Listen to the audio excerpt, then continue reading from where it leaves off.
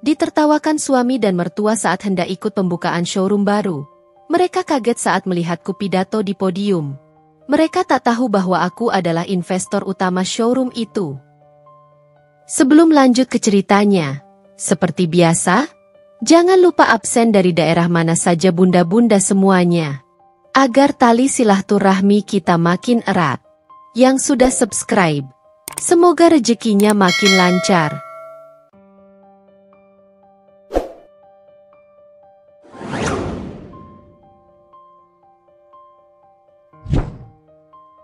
Karina Suryanegara selalu tahu dirinya bukan wanita pada umumnya. Setidaknya bukan dalam definisi yang dianut oleh keluarga suaminya. Sejak menikah dengan Ardi 5 tahun lalu, hidupnya seolah terbagi dua. Dunia nyata tempat ia berkarya dan dunia fatamorgana di mata keluarga mertuanya. Di mata mereka, Karina hanyalah seorang istri yang beruntung mendapatkan Ardi, putra tunggal pengusaha properti kecil yang cukup disegani di kota kecil mereka, Purwokerto. Ia seorang penulis lepas, lulusan sastra, pekerjaan yang menurut Ibu Suryanegara, mertua Karina, tak lebih dari sekadar hobi pengisi waktu luang. Cuma nulis-nulis cerita begitu, mana bisa hidup? Cemooh Ibu Suryanegara suatu kali, saat Karina mencoba menjelaskan proyek bukunya. Ardi, suaminya, seorang manajer di bank swasta terkemuka, tak banyak membantu. Ia lebih sering mengangguk setuju dengan ibunya, atau paling tidak, memilih diam demi menghindari keributan.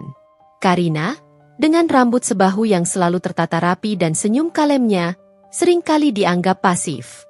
Mereka tak tahu, di balik ketenangan itu ada bara ambisi yang menyala.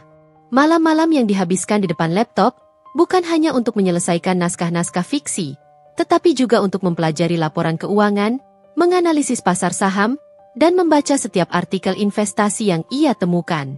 Uang hasil jerih payahnya sebagai penulis lepas, yang menurut mertuanya, tak seberapa, ia sisihkan dengan cermat. Sebagian besar ia investasikan, jauh dari pantauan Ardi dan ibunya. Mereka tahu ia punya tabungan, tapi tak pernah membayangkan angka di dalamnya, apalagi pergerakan investasinya.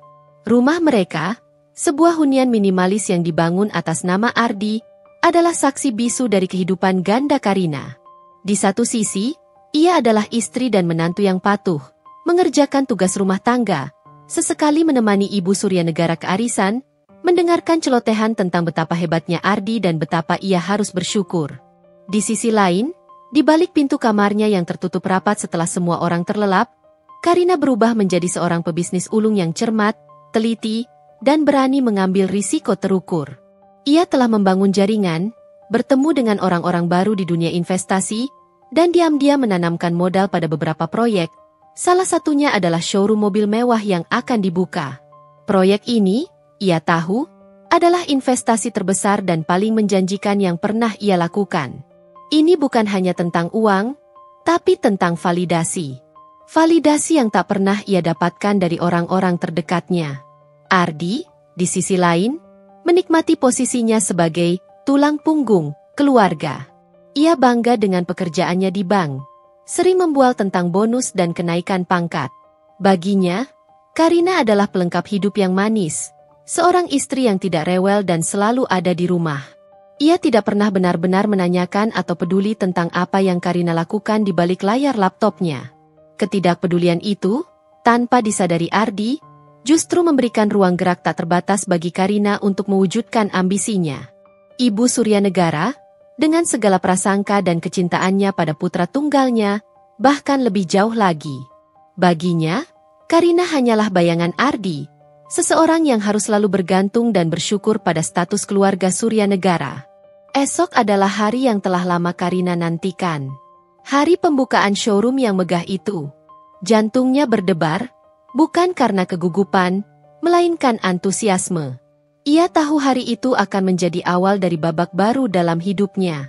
Babak di mana ia akan menunjukkan kepada dunia, terutama kepada Ardi dan ibu mertuanya, siapa sebenarnya Karina Suryanegara.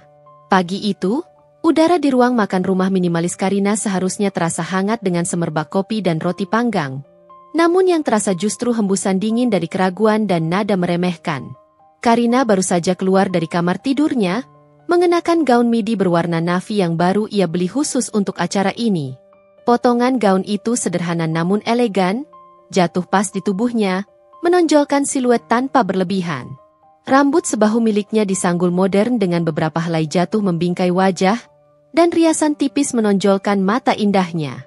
Ia ingin tampil profesional, berkelas, jauh dari citra ibu rumah tangga biasa yang selama ini disematkan kepadanya. Mas Ardi sudah duduk di meja makan, memegang cangkir kopi sambil jemarinya sibuk berselancar di layar ponselnya. Di seberangnya, Ibu Surya Negara, mertua Karina, sedang menuang teh dari teko porselen ke cangkirnya. Senyum tipis mengembang di bibir Karina saat ia melangkah mendekat, sedikit mengantisipasi reaksi mereka. Ia sudah terbiasa. Begitu melihat Karina, gerakan Ibu Surya Negara terhenti. Matanya yang tajam menyapu penampilan Karina dari atas sampai bawah, dari sanggul rapi hingga ujung sepatu hak pendeknya. Ekspresi di wajahnya yang awalnya kosong perlahan berubah, dari keheranan menjadi senyum sinis yang familiar. Senyum yang selalu muncul setiap kali Karina mencoba keluar dari jalur yang mereka tentukan. "Ya ampun, Rin. Mau kemana kamu dandan begitu?" tanya Ibu Surya Negara. Suaranya terdengar seperti gumaman tak percaya yang diiringi nada mengejek. Ia meletakkan teko dengan sedikit bunyi, klik. "Sudah seperti mau ke pesta saja. Bukankah lebih baik di rumah saja? Bantu beres-beres? Banyak cucian kotor tuh. Kemarin belum kamu sentuh." Nada suaranya syarat akan perintah terselubung, seolah mengingatkan Karina pada tugas utamanya. Mendengar suara ibunya, Mas Ardi mengangkat wajah dari ponsel. Matanya sedikit melebar saat melihat istrinya yang tampil berbeda dari biasanya. Sebuah seringai kecil muncul di bibirnya. "Wah, istriku mau pergi kemana ini? Mau ikut pembukaan showroom, ya?" Ia menekan kata showroom dengan penekanan berlebihan, seolah itu adalah lelucon paling lucu yang pernah ia dengar pagi itu. Ardi tertawa kecil, tawa yang menusuk, tawa yang seolah mengatakan, "Kamu ikut acara seperti itu?" "Yang benar saja." Karina menarik napas dalam, berusaha menenangkan gejolak amarah yang mulai membara di dadanya. Ia memaksakan senyum setenang mungkin.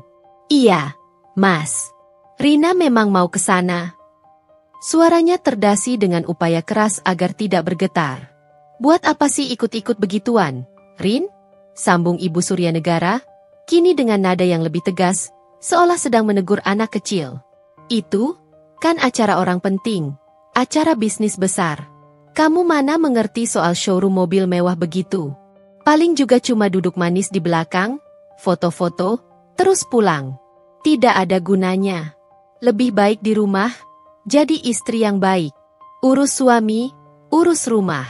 Pekerjaanmu kan cuma nulis-nulis cerita itu. Mana ada waktu dan gunanya untuk acara seperti ini?" Ardi menambahkan bumbu ejekan ibunya. Ia melipat tangannya di dada, menyandarkan punggungnya ke kursi dengan angkuh. "Betul kata ibu. Sayang, kamu kan tahu, dunia bisnis itu keras. Penuh persaingan, angka-angka, risiko besar. Bukan tempatnya orang-orang yang sukanya nulis cerita cinta-cintaan atau dongeng hayalan."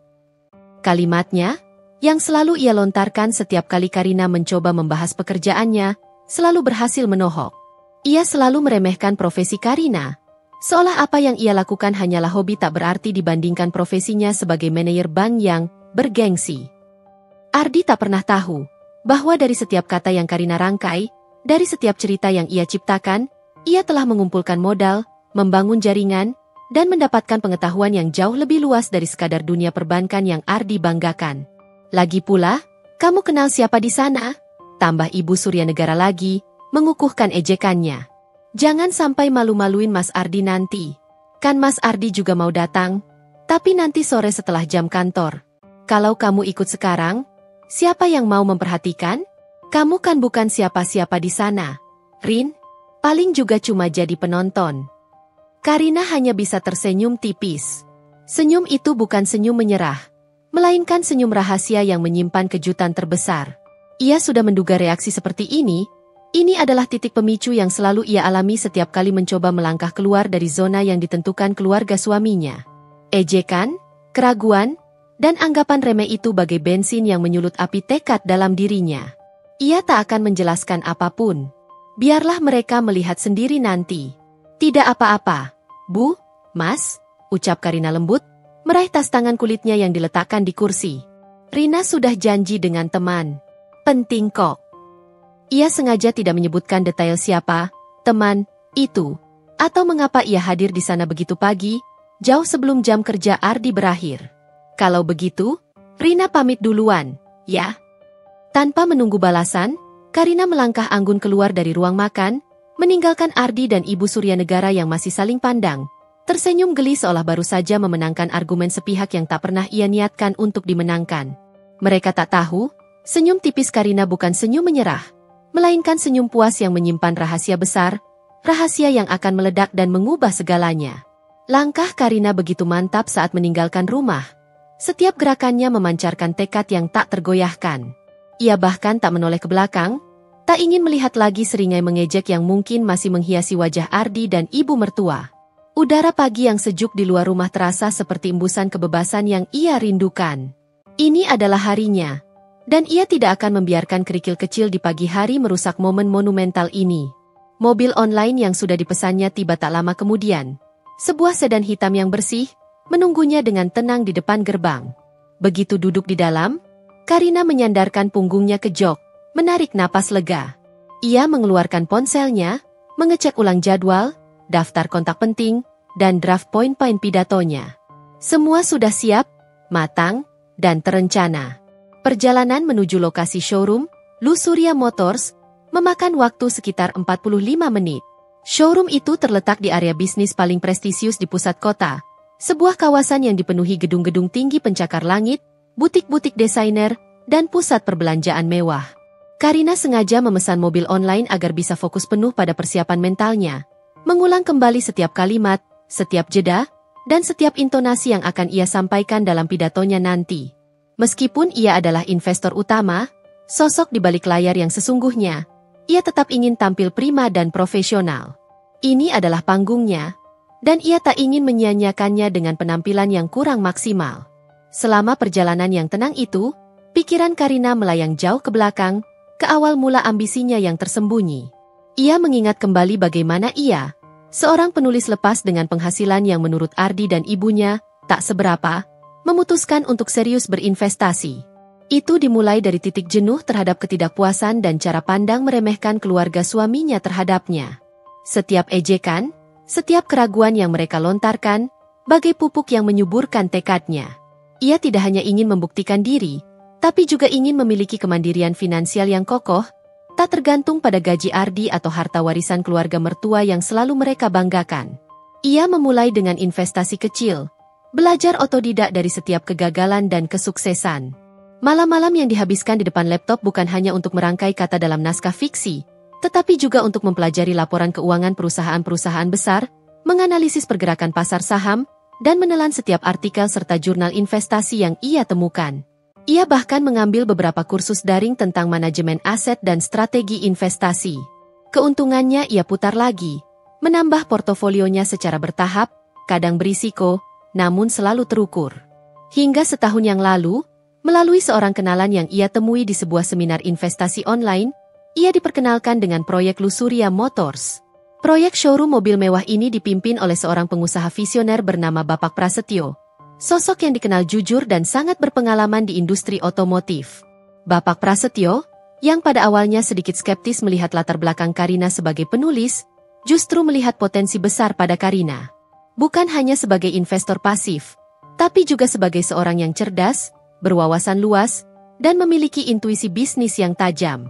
Karina tidak hanya menginvestasikan sebagian besar asetnya, tak hanya uang tunai yang ia kumpulkan dari keuntungan investasi sebelumnya, tapi juga nilai dari beberapa properti digital yang sudah naik signifikan dan bahkan sebagian kecil aset properti real yang ia beli secara diam-diam. Lebih dari sekadar uang, Karina juga menginvestasikan ide dan pemikirannya. Ia ikut terlibat aktif dalam beberapa diskusi strategis terkait desain showroom, strategi branding yang tepat untuk menjangkau target pasar kelas atas, hingga model pemasaran digital yang inovatif. Ia seringkali memberikan masukan yang mengejutkan, menunjukkan pemahaman mendalam yang melampaui ekspektasi Bapak Prasetyo. Hubungannya dengan Bapak Prasetyo bukan sekadar investor dan pengelola proyek, melainkan layaknya mitra strategis yang saling percaya dan menghargai. Inilah inti dari rahasia Karina, yang tidak pernah dibayangkan oleh Ardi maupun Ibu Suryanegara. Bagi mereka, Karina hanyalah seseorang yang bersembunyi di balik laptopnya, menulis cerita fiksi yang tak berguna, tak pernah tahu bahwa di balik layar itu, Karina sedang membangun sebuah kerajaan kecilnya sendiri. Tiba-tiba, mobil berhenti. Karina tersadar dari lamunannya. Di hadapannya, kemegahan bangunan Lusurya Motor sudah membentang, tak lagi hanya dalam sketsa atau presentasi di layar laptopnya. Showroom itu berdiri megah dengan fasad kaca modern yang memantulkan cahaya matahari pagi, menciptakan kilauan yang memukau. Di depan pintu utama, karpet merah terhampar anggun hingga ke tepi jalan, diapit oleh deretan bunga-bunga segar nan mewah yang harumnya menyeruak ke udara. Banyak orang sudah berkumpul, fotografer sibuk mengabadikan momen, dan aroma bunga bercampur dengan wangi parfum mahal menciptakan suasana semarak yang penuh antisipasi. Suasana sangat meriah, seolah panggung besar sudah menanti untuk drama puncak. Karina membayar supirnya, lalu melangkah keluar dari mobil. Ia menegakkan bahu, mengangkat dagu. Sebuah senyum percaya diri mengembang sempurna di bibirnya.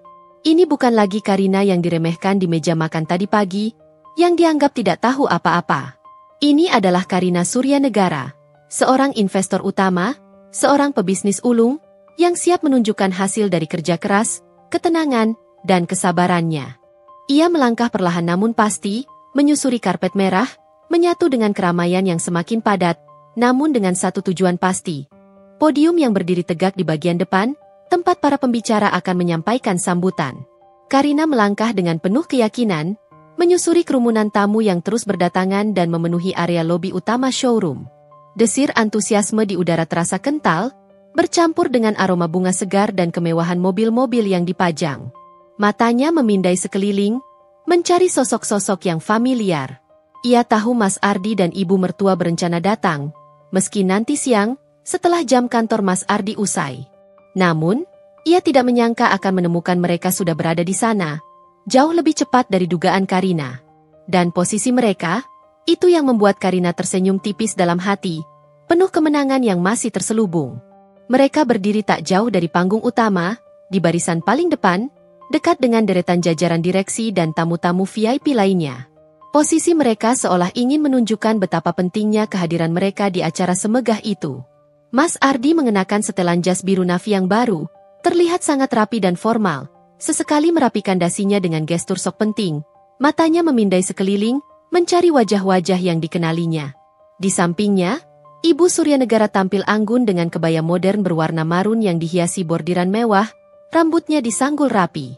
Bibirnya tak henti-hentinya tersenyum dan sesekali mengangguk pada orang-orang di sekitarnya, yang belum tentu ia kenal, seolah-olah dia adalah nyonya rumah. Mereka tampak gagah dan anggun, sangat serasi dengan suasana mewah di sekeliling, seolah merekalah tamu kehormatan utama yang paling dinanti. Karina sengaja tidak langsung mendekati mereka. Ia ingin kejutan ini terkuak di waktu yang paling tepat, di hadapan banyak pasang mata. Ia mencari posisi yang strategis, sedikit di belakang kerumunan yang menghadap panggung, cukup dekat untuk melihat ekspresi mereka dengan jelas tanpa harus terlalu menonjolkan diri. Ia ingin mengamati reaksi mereka, menikmati setiap detik perubahan ekspresi di wajah mereka, tanpa mereka sadari kehadirannya. Beberapa tamu yang berlalu lalang menyapa Karina dengan ramah, beberapa bahkan menghampirinya untuk bersalaman. Mereka adalah kolega bisnis, investor lain yang ia kenal dari proyek-proyek sebelumnya, atau kenalan dari komunitas properti digital yang ia geluti. Karina membalas sapaan mereka dengan senyum hangat dan anggukan kepala. Obrolan ringan seputar persiapan showroom, harapan akan kesuksesan, dan antisipasi pasar otomotif mewah pun terjadi. Percakapan ini dengan jelas memperlihatkan bahwa Karina benar-benar bagian dari lingkungan itu, bukan sekadar penonton atau tamu biasa seperti yang dibayangkan Ardi dan ibunya di rumah tadi pagi. Dari tempatnya berdiri, Karina bisa melihat Bapak Prasetyo, pemimpin proyek Lusurya Motor sekaligus rekannya, sedang berbicara di panggung, menyambut para tamu dan memberikan apresiasi atas kehadiran mereka. Beliau tampak bersemangat, sesekali melirik arah Karina dengan senyum penuh arti, seolah memberikan isyarat bahwa momen besar itu akan segera tiba, dan Karina harus bersiap. Karina membalas senyum itu dengan anggukan kecil, sebuah sinyal rahasia antara dua mitra. Tiba-tiba, mata Karina menangkap tatapan Ibu Surya Negara yang bergerak cepat ke arahnya. Wanita tua itu memicingkan mata, alisnya berkerut dalam, seolah tidak percaya dengan apa yang ia lihat. Wajahnya menunjukkan kerutan kebingungan yang sangat jelas. Karina menahan napas, menunggu. Apakah mereka sudah menyadari? Mungkinkah mereka mengingat ejekan mereka pagi tadi? Ibu Surya Negara menyenggol lengan Mas Ardi yang sedang asyik berbicara dengan seorang rekan bisnisnya, dengan ekspresi bangga. Lihat itu, bisiknya. Suaranya sedikit meninggi karena keterkejutan yang nyata. Bukankah itu si Karina? Astaga, dia benar-benar datang? Kenapa dia bisa ada di sini sepagi ini? Mas Ardi menoleh, mengikuti arah pandang ibunya. Matanya langsung menemukan Karina yang berdiri beberapa meter di belakang mereka, berbaur dengan tamu-tamu lainnya. Ekspresi di wajahnya berubah drastis dalam hitungan detik. Dari senyum angkuh, menjadi kerutan bingung, lalu mata yang membelalak lebar penuh keterkejutan. Seringai ejekan pagi tadi kini lenyap tak bersisa, digantikan dengan raut wajah yang seolah bertanya, bagaimana dia bisa ada di sini? Kenapa dia terlihat begitu santai dan percaya diri di tengah keramaian seperti ini? Ia bahkan tidak menyapa mereka. Karina tidak menghindari tatapan mereka. Ia balik menatap Mas Ardi dan ibu mertua, senyum tipis masih terukir di bibirnya. Senyum yang penuh arti, yang menyimpan berjuta rahasia dan ejekan balasan yang tak terucap. Senyum itu seolah mengatakan, ya, ini aku. Dan ini barulah permulaan dari apa yang akan kalian lihat. Kebingungan dan keterkejutan di wajah mereka adalah hadiah kecil bagi Karina. Pemanasan sebelum puncak kejutan yang sesungguhnya akan segera terungkap di panggung itu. Mereka tidak tahu bahwa ini baru permulaan dari kebingungan dan kekagetan yang akan mereka rasakan. Ketegangan di udara semakin terasa. Setelah sambutan pembukaan yang formal dari perwakilan pemerintah daerah dan ketua asosiasi pengusaha setempat, yang penuh dengan jargon ekonomi dan angka-angka statistik, pembawa acara kembali naik ke podium. Sosoknya yang energik, seorang presenter televisi terkenal dengan senyum karismatik, semakin menambah kemeriahan dan ekspektasi hadirin. Mikrofon didekatkan, dan sorot lampu panggung kini menyorot langsung ke arahnya, menjadikannya pusat perhatian. Terima kasih yang sebesar-besarnya atas sambutan yang luar biasa dari para tokoh terhormat kita. Suaranya yang merdu dan penuh semangat menggema di seluruh ruangan showroom yang luas, disambut tepuk tangan riuh dan seruan antusias. Kini, tibalah saat yang paling kita tunggu-tunggu, momen puncak dari acara pagi yang spektakuler ini. Peresmian sebuah mahakarya, sebuah showroom yang bukan hanya menampilkan kemewahan dan keindahan kendaraan-kendaraan premium, tetapi juga merefleksikan inovasi tanpa henti, serta visi masa depan industri otomotif di kota kita tercinta ini. Karina berdiri tegak di tengah kerumunan, jantungnya berdetak kencang, bukan karena gugup, melainkan karena antisipasi yang membuncah. Ia bisa merasakan tatapan Ardi dan ibu mertua yang masih sesekali mencuri pandang ke arahnya. Mereka masih tampak bingung, kepala mereka sedikit berkerut. Seolah Karina adalah teka-teki berjalan yang tiba-tiba muncul di hadapan mereka tanpa pemberitahuan. Karina menahan senyum puasnya, tahu betul bahwa sebentar lagi kebingungan itu akan berubah menjadi keterkejutan yang jauh lebih besar. Sebuah kejutan yang akan menggoncang pandangan mereka. Pembawa acara melanjutkan dengan nada yang semakin bersemangat. Lusurya Motors, Bapak dan Ibu sekalian, bukan hanya dibangun oleh satu atau dua orang yang brilian, melainkan oleh kolaborasi para visioner sejati, para pionir yang berani bermimpi besar, dan tentu saja, para investor yang memiliki keyakinan tak tergoyahkan pada mimpi dan potensi besar dari proyek ini. Ia jeda sejenak, sengaja membiarkan kalimatnya meresap, menciptakan efek dramatis yang efektif. Dan untuk mengapresiasi kontribusi luar biasa mereka, mari kita persilakan dengan tepuk tangan meriah, Bapak Prasetyo selaku Direktur Utama, beserta seluruh jajaran direksi dan investor utama untuk naik ke atas panggung. Seketika, sorotan lampu panggung bergerak, menerangi area di sisi panggung tempat beberapa sosok mulai bergerak maju. Karina melihat Bapak Prasetyo, pemimpin proyek Lusurya Motor sekaligus rekan strategisnya, tersenyum dan mengangguk ke arahnya, memberi isyarat agar Karina segera bergabung. Karina balas mengangguk, sebuah komunikasi tanpa kata yang penuh makna, lalu mulai melangkah maju. Ia berjalan dengan anggun namun penuh percaya diri, menyusuri celah di antara para tamu, melewati karpet merah yang membentang. Setiap langkah kakinya terasa ringan, Seolah beban bertahun-tahun ejekan, keraguan, dan penilaian meremehkan akhirnya terangkat dari pundaknya. Saat Karina mulai mendekati tangga panggung, bisik-bisik mulai terdengar dari kerumunan. Beberapa wajah tamu menunjukkan ekspresi penasaran, bertanya-tanya siapa wanita yang tiba-tiba berjalan menuju panggung bersama para petinggi perusahaan, dengan aura yang begitu tenang dan percaya diri. Namun, di barisan depan, reaksi Mas Ardi dan Ibu Suryanegara jauh lebih dramatis dan sangat kentara. Mata mereka berdua membelalak sempurna. Tak lagi hanya sekadar terkejut atau bingung. Ada campuran ketidakpercayaan yang mendalam, kebingungan akut, dan sedikit kengerian di sana. Rahang Mas Ardi sedikit mengendur, seolah ia baru saja melihat hantu di siang bolong. Ibu Suryanegara, yang sebelumnya masih sibuk menyapa tamu dan menunjukkan senyum anggun, kini membeku di tempatnya, tangannya yang terangkat kaku di udara, terhenti di tengah gerakan. Mereka melihat dengan jelas Karina menaiki anak tangga pertama, lalu kedua, ketiga, hingga akhirnya ia berdiri sejajar dengan Bapak Prasetyo dan jajaran direksi lainnya, di panggung utama, di bawah sorotan lampu. Itu Karina? Bisik Ibu Suryanegara. Suaranya nyaris tak terdengar, serak dan penuh ketidakpercayaan, seolah ia kesulitan mempercayai penglihatannya sendiri. Matanya berkedip-kedip cepat, seolah ingin memastikan bahwa ia tidak sedang bermimpi atau berhalusinasi. Mas Ardi tidak bisa berkata apa-apa.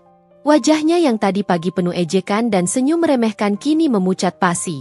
Bibirnya sedikit terbuka, tapi tidak ada suara yang keluar. Ia melihat dengan mata kepalanya sendiri istrinya, yang tadi pagi ia remehkan karena ingin pergi ke acara orang penting seperti ini, kini berdiri di panggung yang sama dengan para orang penting itu, sejajar dengan para direksi, sebagai salah satu investor utama.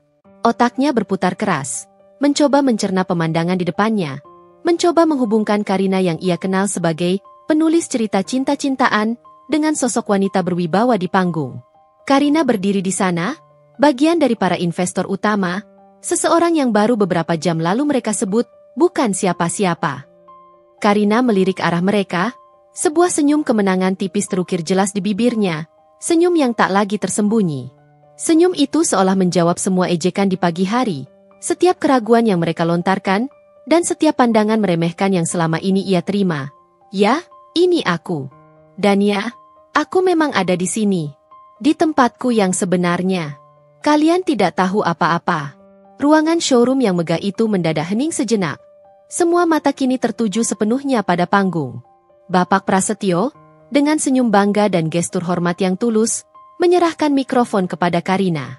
Kilauan lampu panggung menyorot langsung ke wajah Karina, membuatnya tampak semakin bersinar, memancarkan aura wibawa yang tak pernah mereka lihat sebelumnya.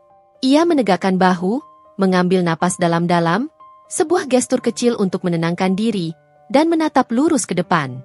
Pandangannya sesaat bersirobok dengan Mas Ardi dan ibu mertua.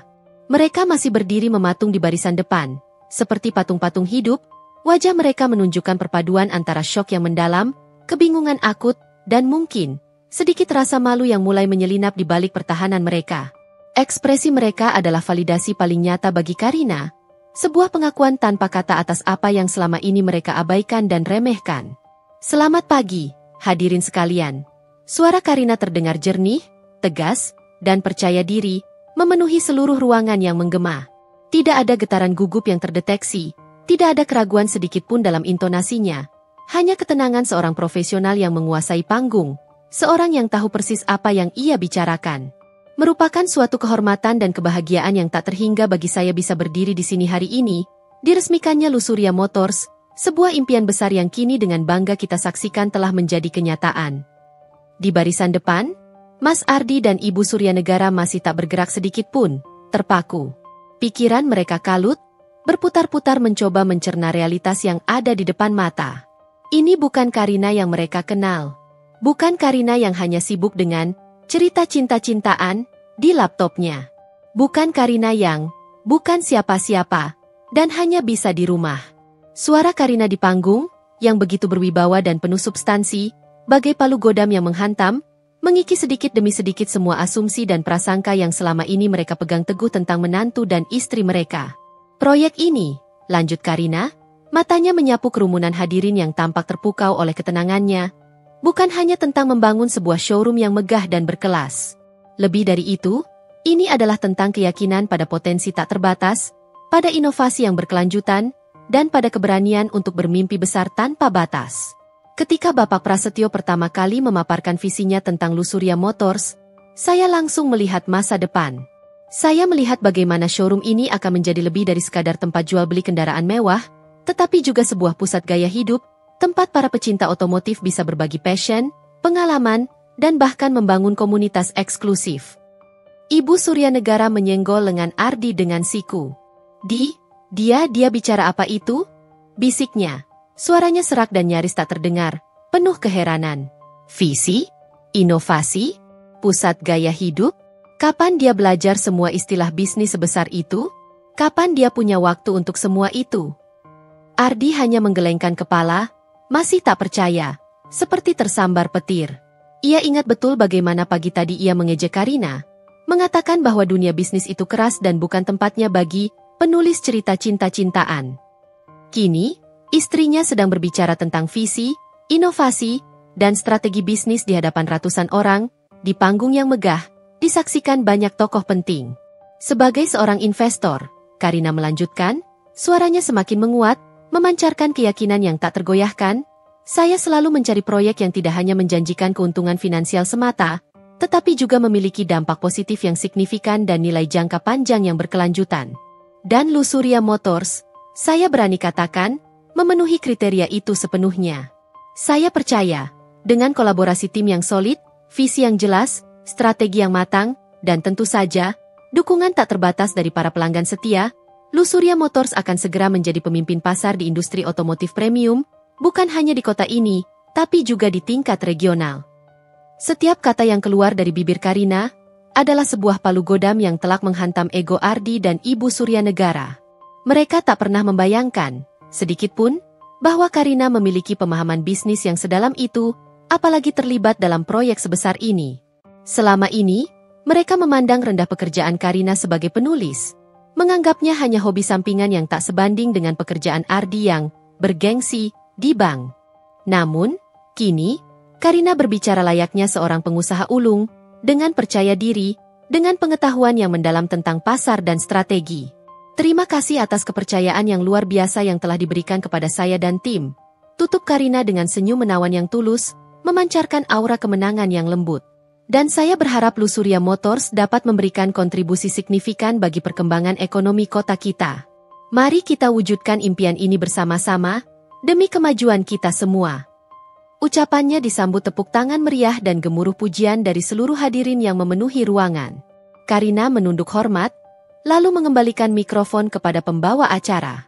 Ia berdiri di sana, di samping Bapak Prasetyo, menerima tepuk tangan dan senyum apresiasi dari para direksi lainnya. Di bawah panggung, Mas Ardi dan Ibu Suryanegara masih termangu, terpaku di tempatnya.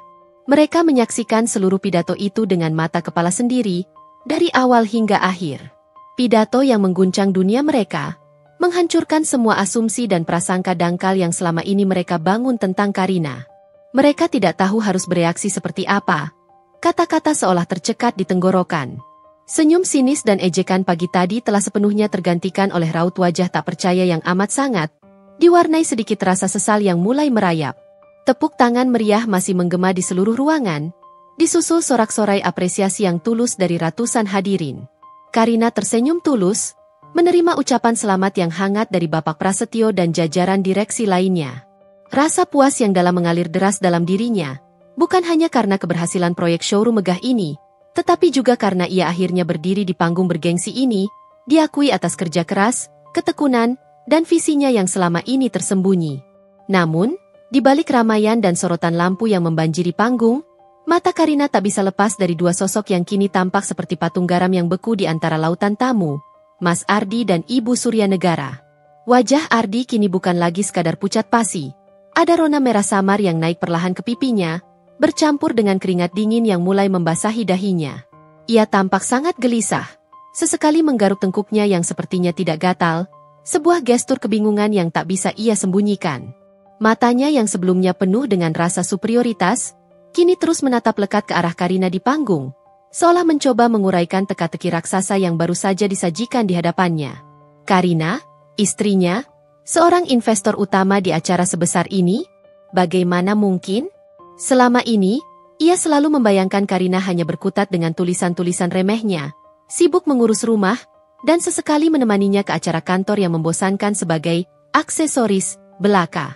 Dunia bisnis besar adalah teritorinya, tempat ia merasa paling superior, paling berkuasa. Kini, dunianya terasa terbalik 180 derajat. Di sampingnya, Ibu Suryanegara jauh lebih vokal dalam ekspresi kebingungannya, meskipun suaranya tertahan agar tidak menarik perhatian. Ia mencengkeram erat lengan Ardi, kuku-kukunya sedikit menusuk kulit, menunjukkan betapa cemas dan paniknya ia. Ini tidak mungkin, kan? Bisiknya. Suaranya serak dan nyaris tak terdengar, penuh dengan ketidakpercayaan yang mendalam. Dia Karina? Istrimu? Bagaimana bisa dia ada di sana? Sejak kapan dia punya uang sebanyak itu? Investor utama? Dia hanya penulis. Penulis lepas yang penghasilannya tidak jelas itu. Ardi hanya menggelengkan kepala pelan, tatapannya kosong, mencoba mencari jawaban di antara keramaian yang memuji istrinya. Aku tidak tahu, Bu. Dia tidak pernah cerita apa-apa tentang ini. Sama sekali tidak. Jawabnya terbata-bata, suaranya tercekat di tenggorokan, nyaris tak terdengar di tengah keramaian. Rasa malu yang amat sangat mulai merayapi dirinya, membakar pipinya. Tadi pagi, ia mengejek Karina habis-habisan, meremehkan ambisinya untuk datang ke acara ini. Sekarang, istrinya berdiri di podium, disanjung, diwawancarai, dan diakui sebagai salah satu orang paling penting di acara prestisius ini. Ego Ardi, yang selama ini terbang tinggi dan tak tersentuh, kini terasa seperti jatuh menghantam bumi dengan keras, berkeping-keping. Sementara itu, Karina melangkah turun dari panggung, dihampiri oleh beberapa rekan bisnis yang mengenalnya dan juga awak media yang segera mengerubunginya dengan mikrofon dan kamera. Ia menjawab setiap pertanyaan dengan tenang, profesional, dan penuh wawasan. Ia menjelaskan visinya tentang masa depan Lusuria Motors, strategi pemasaran yang inovatif, dan harapan ke depan untuk pertumbuhan bisnis. Setiap kata yang ia ucapkan, setiap senyum ramah yang ia berikan kepada wartawan, semakin mengukuhkan posisinya sebagai wanita berkelas, cerdas, dan berdaya. Ardi dan Ibu Suryanegara hanya bisa menyaksikan semua itu dari kejauhan, merasa terasing dan kecil di tengah keramaian yang berpusat pada Karina. Beberapa kali, mata Karina dan Ardi bertemu secara tak sengaja. Karina tidak lagi menampilkan senyum kemenangan yang tajam seperti sesaat di panggung. Kali ini, ia menyuguhkan sebuah senyum tipis yang penuh pengertian, seolah ia membaca semua badai kebingungan, penyesalan, dan rasa malu yang berkecamuk di benak suaminya. Senyum itu tidak mengejek, melainkan mengingatkan Ardi akan semua kata-kata meremehkan, setiap prasangka dangkal, dan setiap pandangan sebelah mata yang pernah terlontar dari bibirnya. Itu adalah senyum pengingat akan kesabaran panjang Karina, ketekunannya, dan kerja kerasnya yang selama ini tersembunyi, tak terlihat oleh mata mereka. Ibu Suryanegara menarik Ardi menjauh sedikit dari kerumunan, seolah ingin menghindari tatapan penasaran yang mungkin mengarah pada kebingungan mereka. Kita harus bicara dengan dia, sesegera mungkin. Bagaimana mungkin dia merahasiakan hal sebesar ini dari kita? Apa maksud semua ini?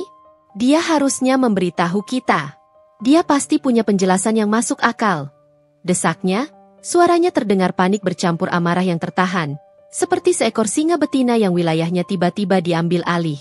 Ardi menatap ibunya dengan tatapan kosong, pikirannya masih kacau. Penjelasan apa yang bisa ia minta?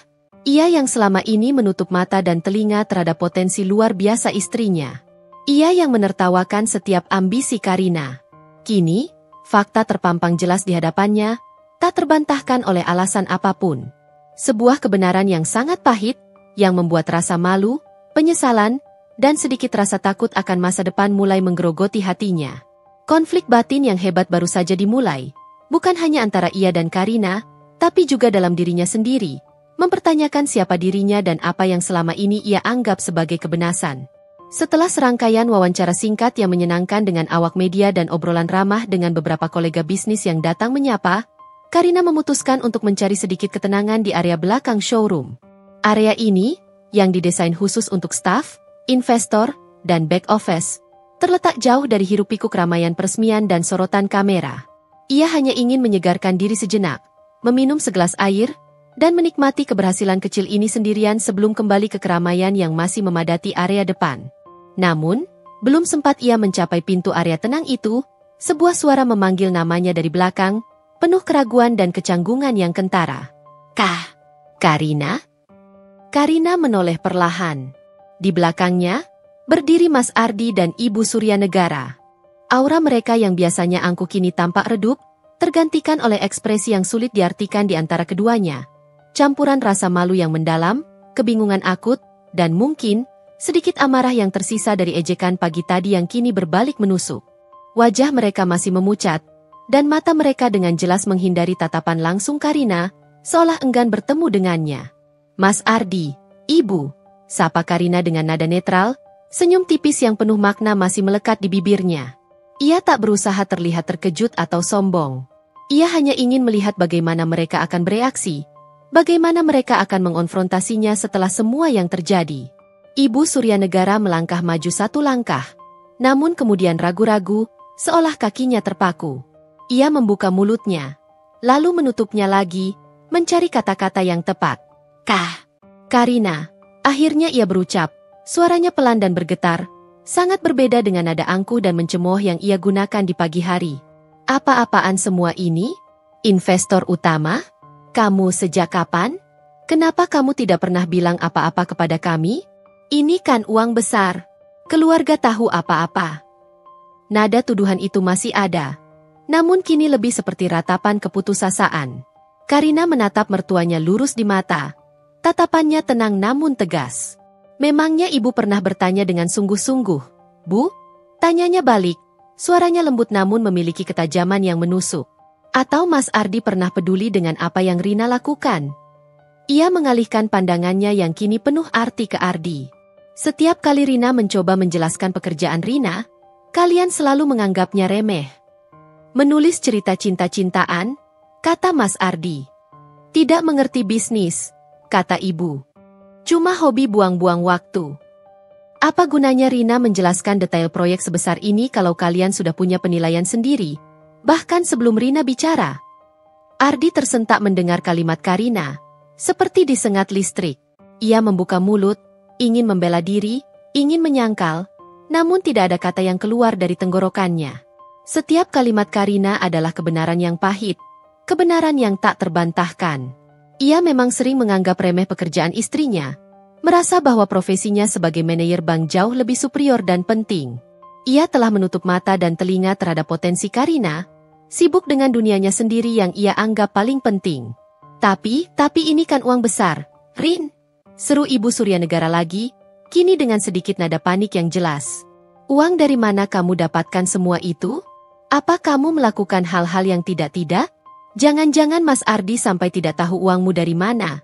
Karina, ini mencurigakan. Tiba-tiba saja, ketakutan akan hal yang tidak diketahui, ketakutan akan skandal atau hal buruk lainnya, lebih dominan daripada rasa malu yang baru saja mereka rasakan. Karina mendesah pelan. Ada sedikit rasa lelah namun juga kejengkelan dalam dirinya. Mereka selalu curiga, selalu mencari sisi negatif, selalu mencoba menjatuhkan, bahkan di tengah kesuksesannya. Ibu, Mas Ardi, semua uang yang Rina investasikan adalah hasil dari kerja keras Rina sendiri. Dari menulis, dari berbagai proyek lepas yang Rina kerjakan, dan dari investasi-investasi kecil yang Rina lakukan selama bertahun-tahun. Rina tidak pernah mengambil satu sen pun dari Mas Ardi atau dari keuangan keluarga ini. Kalian bisa mengeceknya. Karina menjelaskan dengan sabar, meskipun ada nada ketegasan yang tak terbantahkan. Justru karena kalian selalu meremehkan, selalu menertawakan setiap langkah Rina memilih untuk membuktikan diri ini dalam diam. Biar hasil yang bicara. Ardi akhirnya menemukan suaranya, meskipun masih terdengar parau dan penuh penyesalan. Tapi kenapa? Kenapa tidak memberitahuku? Karina, aku suamimu. Aku punya hak untuk tahu hal sebesar ini. Ada nada terluka dan dikhianati dalam suaranya. Ironisnya, meskipun ia sendiri yang menciptakan jurang komunikasi dan kepercayaan itu selama ini. Karina menatap Ardi dengan tatapan dingin yang belum pernah ia tunjukkan sebelumnya. Tatapan itu bukan kemarahan meledak-ledak, melainkan kekecewaan yang dalam. Memangnya Mas Ardi pernah bertanya, Atau peduli dengan apa yang Rina lakukan di balik laptop itu?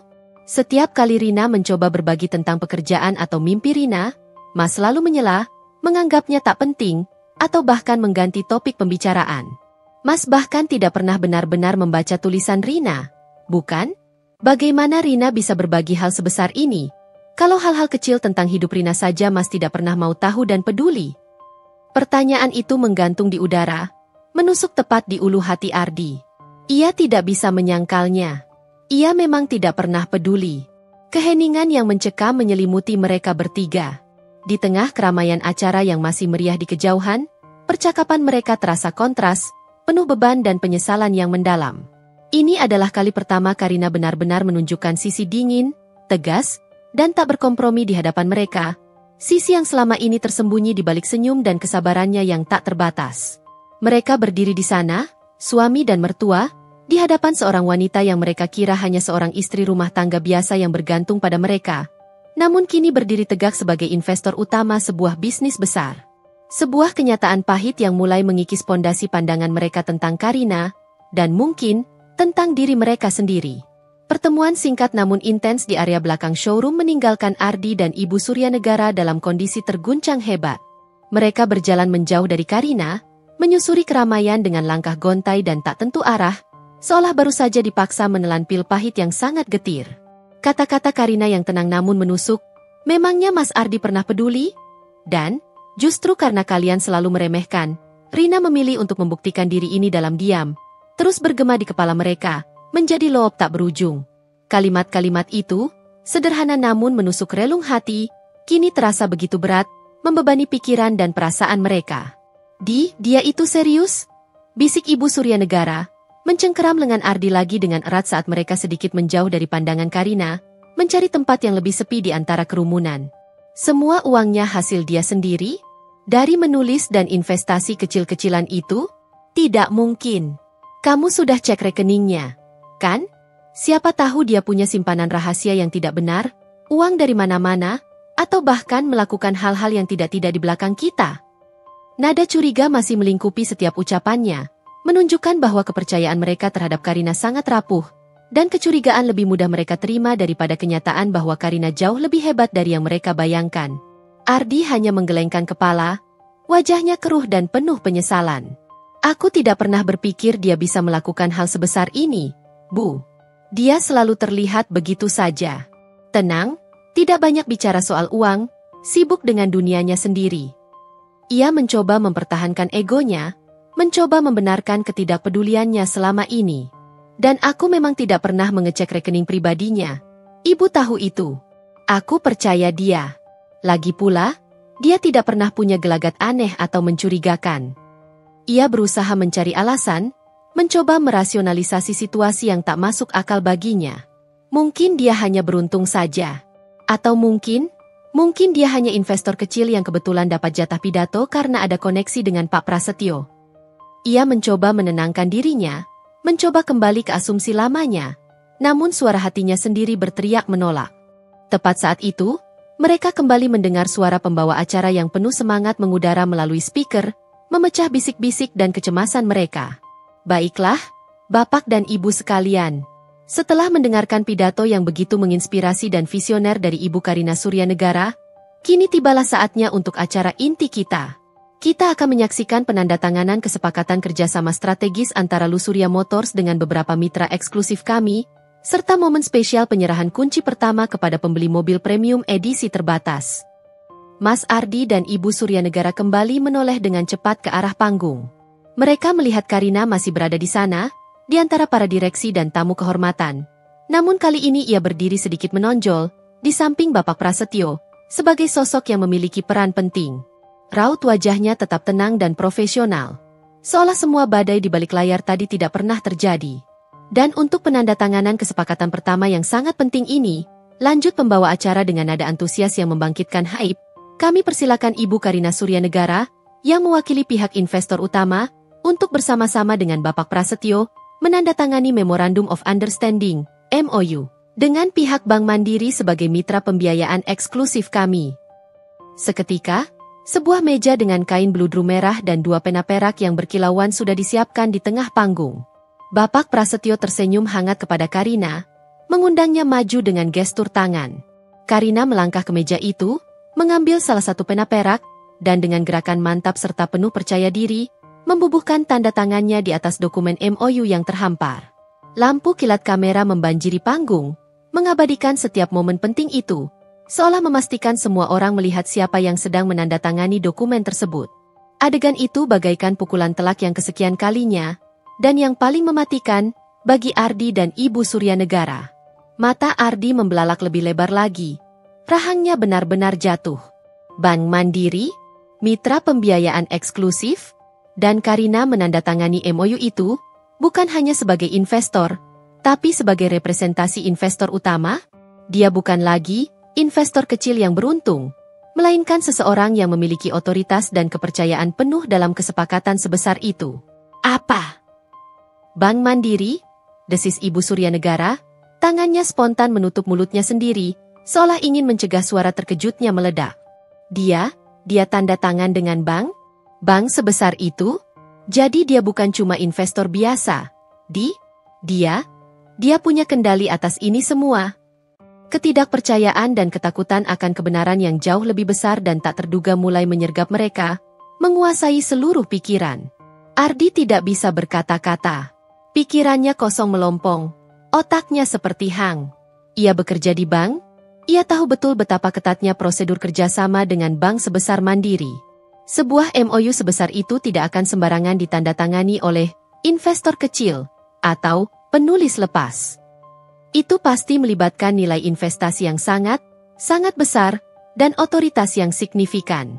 Realitas yang selama ini ia hindari, yang selama ini ia tepis, kini menghantamnya telak tanpa ampun.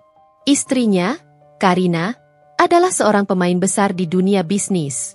Jauh lebih besar dari yang pernah ia bayangkan, jauh lebih berpengaruh dari dirinya sendiri. Semua keraguannya tentang Karina, semua ejekannya di pagi hari, kini berbalik menjadi bayangan yang menghantui, sebuah kutukan bagi egonya yang hancur. Mereka berdiri di sana, di tengah keramaian, menyaksikan istri dan menantu mereka membuktikan diri di panggung dunia yang selama ini mereka kira adalah milik mereka sendiri, dan Karina tidak pernah punya tempat di dalamnya. Setelah penandatanganan MOU yang dramatis, yang disaksikan ratusan pasang mata dan diabadikan oleh kilatan kamera, Ardi dan Ibu Surya Negara merasa seolah bumi di bawah kaki mereka bergeser, pondasi pijakan mereka runtuh perlahan. Mereka masih berdiri di tempat yang sama, terpaku, namun kini terasa sangat kecil dan tak berarti di tengah kemegahan acara peresmian yang penuh sorak-sorai. Setiap tawa riang dari tamu lain yang berbaur, setiap jepretan kamera yang menangkap senyum bangga Karina, setiap bisikan pujian yang ditujukan padanya, terasa seperti bisikan ejekan yang menusuk telinga mereka, menertawakan kebodohan dan kesombongan mereka sendiri. Mereka melihat Karina disalami dengan hormat, dipeluk hangat oleh para petinggi bank, dan diajak berfoto dengan para pengusaha besar yang mereka kenal dari surat kabar ekonomi. Wanita yang mereka anggap tidak penting, tidak tahu apa-apa, kini menjadi pusat perhatian dan magnet bagi para tokoh penting. Dia benar-benar melakukannya. Bisik Ardi, suaranya parau, lebih kepada dirinya sendiri daripada ibunya. Wajahnya lesu, urat-urat di pelipisnya menegang, dan matanya kosong menatap ke depan. Namun sejatinya melihat bayangan masa lalu. Kilasan-kilasan memori terlintas cepat di benaknya, bagai flashback menyakitkan. Karina yang dulu selalu bersemangat menceritakan ide-ide ceritanya, bahkan yang paling sederhana sekalipun. Karina yang diam-diam belajar investasi di malam hari, membaca buku-buku tebal tentang pasar modal yang ia kira tak pernah ia sentuh. Karina yang mencoba berbagi tentang mimpi-mimpinya, namun selalu ia abaikan atau anggap remeh dengan senyuman sok tahu. Penyesalan kini mulai merayap, seperti racun dingin yang perlahan menyebar di setiap pembuluh darah di hatinya. Ia merasa bodoh, begitu sombong, dan sangat buta terhadap potensi istrinya sendiri. Betapa tololnya ia menganggap remeh berlian di depan matanya. Ibu Surya Negara, yang biasanya penuh kendali, dominan, dan selalu bisa menyembunyikan emosinya di balik topeng keanggunan, kini tampak tak berdaya. Bahunya sedikit melorot. Tangannya menggenggam erat tas tangannya hingga buku-buku jarinya memutih. Bagaimana bisa kita tidak tahu? Bagaimana bisa dia menyembunyikan semua ini? Dia tidak pernah bicara apa-apa. Ada nada panik yang jelas dalam suaranya, bercampur dengan ketidakpercayaan yang mendalam. Bagi Ibu Surya Negara, Rahasia ini bukan hanya masalah uang yang fantastis, tapi masalah kendali, harga diri keluarga, dan otoritas yang selama ini ia yakini sepenuhnya ia genggam. Selama ini, ia percaya bahwa ia adalah matriark yang memegang kendali penuh atas kehidupan putra dan menantunya, selalu tahu setiap detail langkah mereka. Pengetahuan tentang aset Karina yang ternyata jauh melampaui kekayaan Ardi, apalagi kekayaan mereka berdua secara keseluruhan, adalah pukulan telak bagi egonya yang selama ini terbang tinggi. Selama ini ia menyangka Karina hanyalah menantu yang bergantung sepenuhnya pada Ardi, seorang istri yang harus diatur. Padahal kenyataannya Karina punya dunianya sendiri yang jauh lebih besar, jauh lebih sukses, dan tak terjangkau oleh bayangan mereka. Dia bilang, "Kita tidak pernah bertanya." "Bu," kata Ardi, suaranya lebih seperti gumaman getir. Ia memutar kembali kata-kata Karina tadi pagi, dan rasanya setiap kata itu adalah jarum panas yang menusuk tepat ke ulu hatinya. Ia ingat setiap kali Karina mencoba bicara serius tentang pekerjaannya, tentang idenya, ia selalu mengalihkan pembicaraan, atau meremehkannya dengan dalih, "Itu bukan dunia kita." Ia selalu merasa posisinya lebih tinggi, lebih superior, lebih sukses. Kini, istrinya adalah investor utama sebuah showroom mobil mewah berkelas internasional, sementara ia hanya seorang manajer bank di level menengah. Perbandingan itu terasa sangat menyakitkan, menghancurkan citra diri yang selama ini ia bangun. Mereka berdua berdiri di sana, terasing dan terisolasi di tengah keramaian perayaan yang begitu meriah. Mereka tidak lagi fokus pada kemegahan showroom atau deretan mobil-mobil mewah yang dipajang. Pikiran mereka sepenuhnya didominasi oleh sosok Karina, yang kini berdiri tegak di hadapan mereka sebagai seseorang yang sama sekali berbeda dari yang mereka kenal, atau yang pernah mereka bayangkan. Pondasi keyakinan mereka tentang siapa Karina sebenarnya, tentang peran Karina dalam hidup mereka, tentang status sosial mereka sendiri di mata lingkungan, terasa retak, bergetar, dan mulai runtuh berkeping-keping. Rasa malu yang begitu besar bercampur aduk dengan kemarahan yang tertahan. Marah kepada Karina karena merahasiakan hal sebesar ini, merasa dikhianati.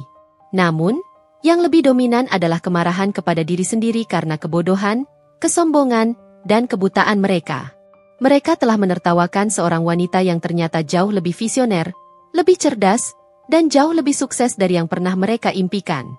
Dan kini, mereka harus menghadapi konsekuensi dari semua ejekan dan keremehan itu, bukan hanya di mata orang lain, tapi juga di mata diri mereka sendiri. Mereka adalah saksi bisu dari puncak kejayaan Karina, sekaligus saksi mata dari kehancuran asumsi, harga diri, dan keangkuhan mereka sendiri.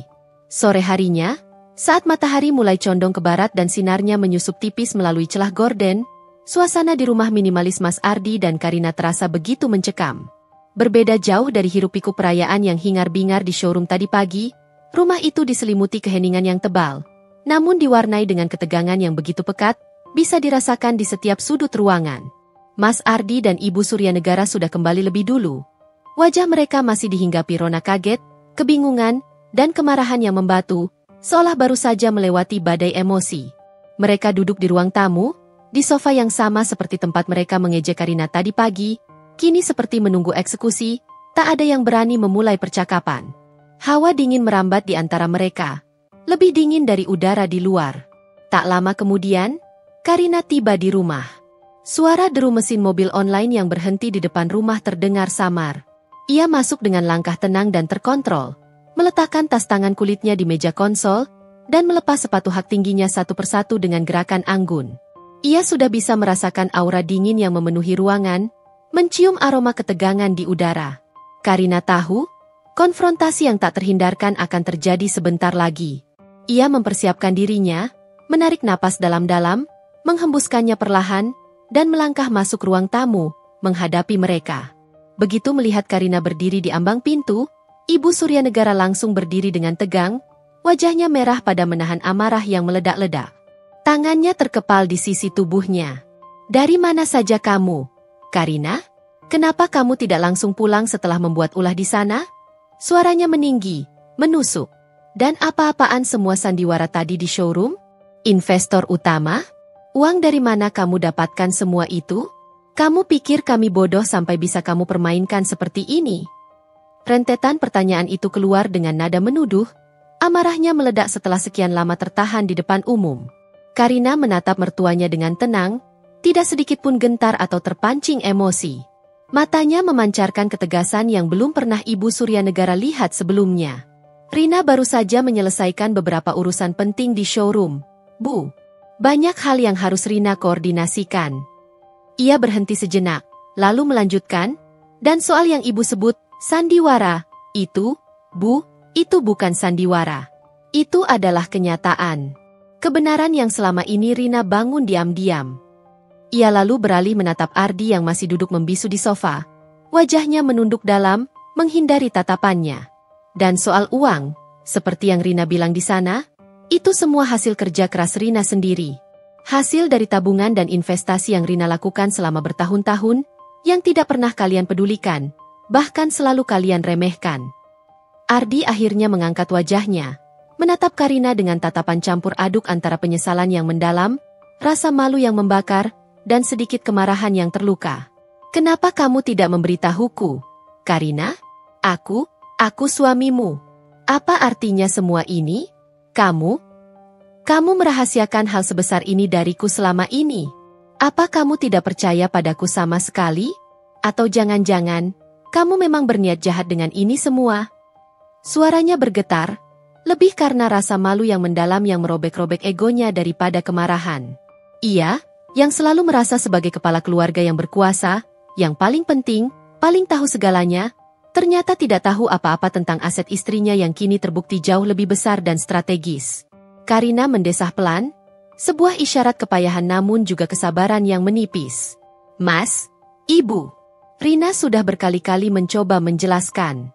Sejak awal pernikahan kita, Rina sudah mengatakan ingin terus bekerja, ingin punya penghasilan sendiri, ingin punya tabungan sendiri, ingin berinvestasi untuk masa depan. Tapi apa tanggapan kalian setiap kali Rina mencoba berbagi? Ia berhenti, membiarkan pertanyaan itu menggantung berat di udara, menusuk kesadaran mereka. Mas selalu bilang, buat apa sih kerja keras begitu, Rin? Kan sudah ada aku, penghasilanku cukup. Ibu selalu bilang, urus saja rumah, jangan macam-macam di luar, nanti Mas Ardi tidak terurus. Setiap kali Rina bicara soal investasi atau bisnis, kalian selalu menertawakan. Menganggapnya remeh. Bahkan sampai pagi tadi, kalian masih mengejek Rina, bilang Rina tidak tahu apa-apa soal bisnis. Jadi ini balas dendammu, Karina? Ibu Suryanegara menyela dengan suara melengking, menyilangkan tangan di dada, seolah mencari penjahat. Kamu sengaja membuat kami malu di depan umum? Sengaja membuat kami terlihat seperti orang bodoh yang tidak tahu apa-apa tentang menantu dan istri kami sendiri yang ternyata seorang investor besar? Kamu menikmati ini, kan? Nada tuduhan itu semakin kuat, mencoba mengalihkan rasa malu mereka kepada Karina. Karina menggelengkan kepala pelan, tatapannya kini memancarkan kesedihan yang mendalam. Bukan balas dendam, Bu. Sama sekali bukan. Suaranya kini lebih lembut, namun penuh kekuatan. Ini pembuktian. Pembuktian bahwa Rina juga bisa. Pembuktian bahwa pekerjaan Rina, yang kalian anggap remeh, yang kalian sebut cuma nulis cerita, bisa menghasilkan sesuatu yang besar, yang nyata. Pembuktian bahwa Rina tidak perlu bergantung pada siapapun untuk meraih kesuksesan dan kemandirian finansial. Rina hanya ingin diakui, Bu, Mas. Bukan diremehkan. Bukan dianggap tak berarti. Selama ini, Rina berjuang dalam diam, berharap suatu saat kalian akan melihat nilainya. Ada kesedihan mendalam dan kekecewaan yang tak terucap di matanya saat ia mengucapkan kalimat terakhir itu, seolah ia telah lelah dengan penantian panjang akan pengakuan yang tak kunjung tiba. Ardi menunduk lagi, memijat pelipisnya yang terasa berdenyut. Ia teringat jelas bagaimana ia selalu membanggakan dirinya, pekerjaannya, statusnya di bank, di hadapan Karina, bahkan di hadapan teman-temannya. Ia selalu merasa superior, berkuasa, dan menjadi pusat gravitasi dalam rumah tangga mereka.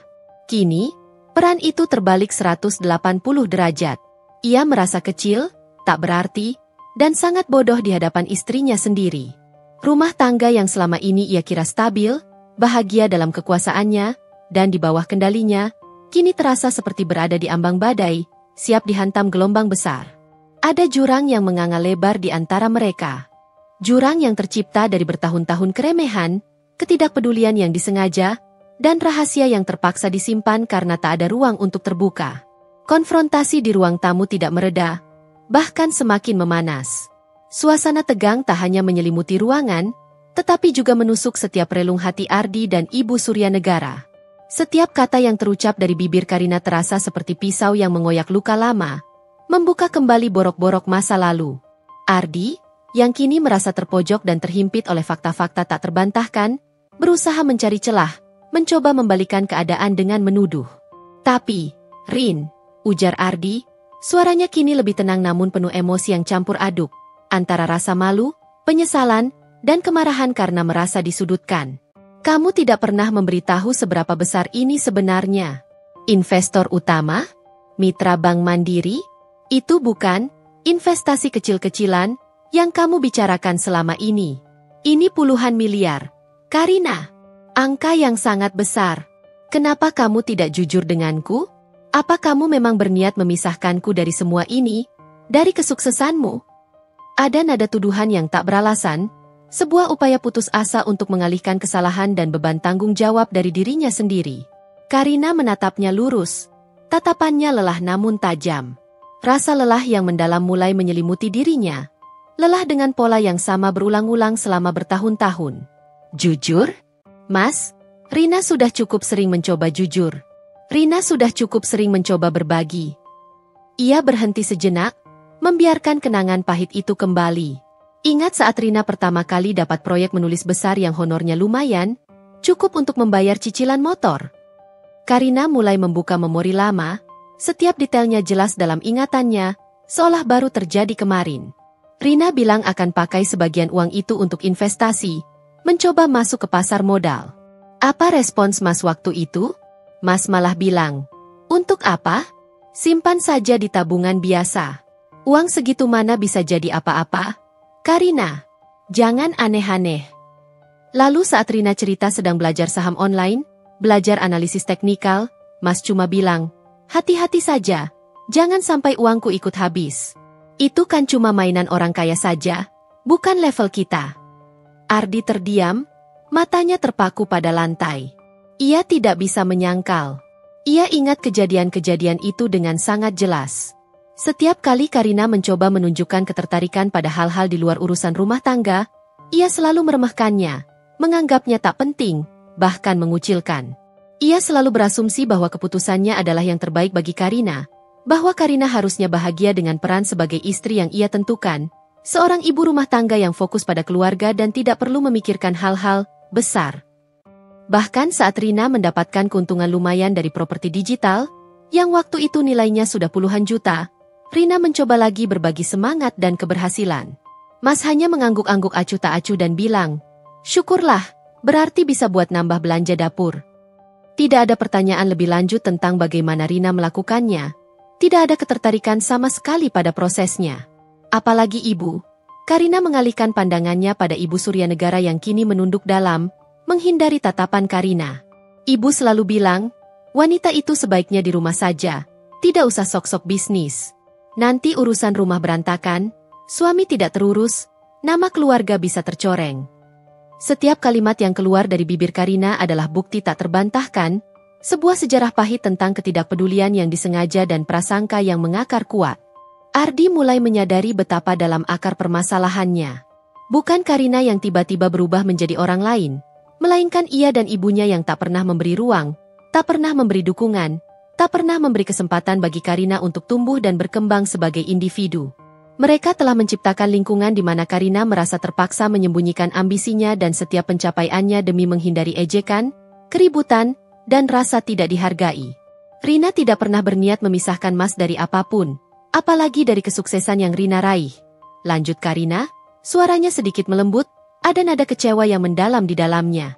Tapi, Mas tidak pernah memberi Rina kesempatan untuk menunjukkan semuanya. Mas dan Ibu selalu memandang Rina dari kacamata kalian sendiri, dari prasangka dan asumsi dangkal kalian, tanpa pernah mencoba melihat potensi Rina yang sebenarnya. Ini bukan tentang memisahkan atau tidak jujur, Mas. Ini tentang tidak adanya ruang untuk Rina berbagi, tidak adanya telinga yang mau mendengar, tidak adanya hati yang mau memahami. Rina butuh validasi, butuh dukungan, butuh apresiasi atas kerja keras Rina, bukan keremehan dan ejekan setiap saat. Ketika Rina tidak mendapatkannya dari rumah, dari orang-orang terdekat Rina mencarinya di luar, di tempat yang menghargai kerja keras Rina, di tempat yang melihat Rina sebagai seorang profesional, sebagai seorang mitra. Kata-kata itu menghantam Ardi telak, seperti pukulan keras yang tak terlihat. Ia adalah akar dari ketidakpedulian yang akhirnya mendorong Karina membangun dunianya sendiri secara rahasia. Ia telah membangun tembok tinggi di antara mereka, tembok yang kini terlalu tinggi untuk ia daki, bahkan untuk sekadar melihat ke sisi lain. Rasa penyesalan yang tadinya merayap perlahan, kini membanjiri seluruh dirinya, membuatnya sesak. Ia telah kehilangan sesuatu yang sangat berharga, bukan hanya soal uang atau status, tapi kepercayaan, koneksi emosional, dan kebersamaan dengan istrinya, semua karena kesombongan, kebutaan, dan ketidakpeduliannya sendiri. Sebuah lubang besar menganga di hatinya, menyadari betapa ia telah menyia-nyiakan istrinya. Ruang tamu kembali diselimuti keheningan yang panjang dan berat, jauh lebih mencekam dari sebelumnya. Jika di awal tadi keheningan itu diisi dengan ketegangan yang tertahan dan antisipasi akan ledakan, kini ia dipenuhi oleh kesadaran pahit dan penyesalan yang mendalam.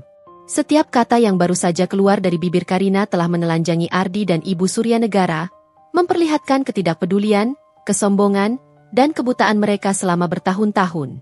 Tidak ada lagi sanggahan, tidak ada lagi pembelaan, dan tak ada lagi alasan untuk bersembunyi. Mereka tahu, Karina benar. Setiap poin yang Karina sampaikan, menancap tepat di ulu hati mereka. Ibu Suryanegara kini duduk kembali di sofa, bahunya melorot, seolah seluruh tenaganya telah terkuras habis oleh badai emosi. Wajahnya yang tadi merah padam karena amarah kini kembali pucat, namun dengan ekspresi yang jauh lebih rumit dan campur aduk. Ada kekalahan yang jelas, kebingungan yang membayangi, dan sedikit rasa takut yang mulai merayap.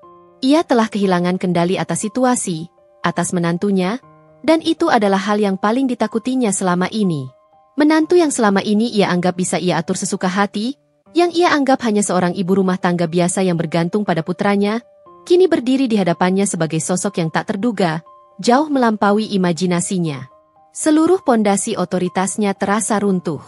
Ardi masih menunduk dalam-dalam, tangannya memijat pelipisnya yang terasa berdenyut, seolah mencoba mengusir rasa sakit di kepalanya. Ia tidak sanggup menatap mata Karina.